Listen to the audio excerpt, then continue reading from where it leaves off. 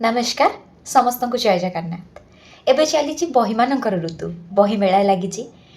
मो हिसाब रे पुस्तक गोटे एमती बंधु जे आपण हाथ आपण मृत्यु पर्यंत छाड़े ना। पुस्तक को जिते बड़े आप बंधु करदेवे ना से प्रकृत में मनीष मान जो बंधु मनीष तो सामाजिक प्राणी हिसाब से आमको समस्ते आवश्यक किंतु गोटे पुस्तक एत बढ़िया शिक्षा आमको दे पारे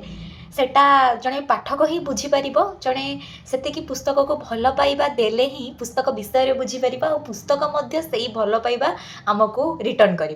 तो मुझे गोटे बही विषय कहवाक चाहूँगी जोटा कि मोर प्रथम उपन्यास थिला मु पढ़ी डॉक्टर प्रतिभा रायंकर ए वर्षा बसंत बैशाख। आपण मध्य बहुत जन यहाँ पढ़ी सारी थे आउ कि जन एमती भी थे जो मैंने पढ़ा चाहूे नुआ नुआ ओडिया बही केउठू आरंभ करी क्या बही किणवी क्यों लेखकर लेखिका बही किणवी। तो मुझे मुझे प्रथम बही पढ़ापढ़ी इंटरेस्टेड हेली जिते आग्रही हेली मोर प्रथम बही उपन्यास बही यहाँ थिला जोटा कि मुझे किणी वर्षा बसंत बैशाख उपन्यास बही आपन को शुणिले ही लगुच वर्षा बसंत बैशाख माने आमर गोटे ऋतुचक्र को बुझाऊँगी विषय ही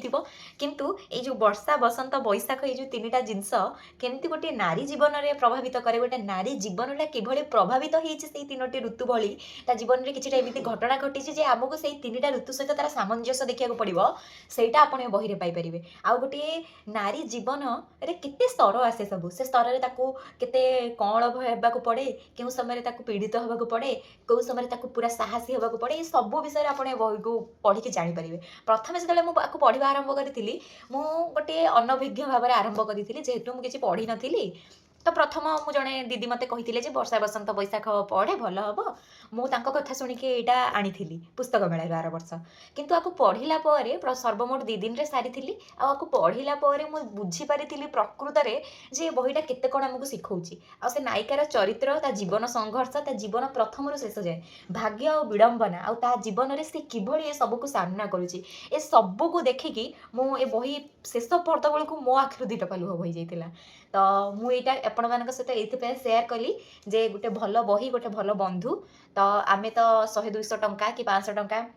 एमती कड़े बुलवाक गले भी सारी दौचे कौन टे खाईदे भी सारी दौचे किंतु यही जिनिस गोटाए किणिकी जदि आम कि समय आपको दबा आम भाषार प्रचार प्रसार हम साहित्यर प्रचार प्रसार हम खाली जे ओडिया बही कहली बोली ओडिया बही नुह आपण मैंने चाहिए विभिन्न भाषार बही आणिकी पढ़ंतु कारण बही पढ़ा द्वारा आमर से जो पुस्तकर भैल्यूटा रबुकिछि आमको नेट्रे मिल जाएनि किछि किछि जिनस थाए जहाँ आमको आम संस्कृति परंपरा ये पुस्तकगत ज्ञान भी आमको दरकार।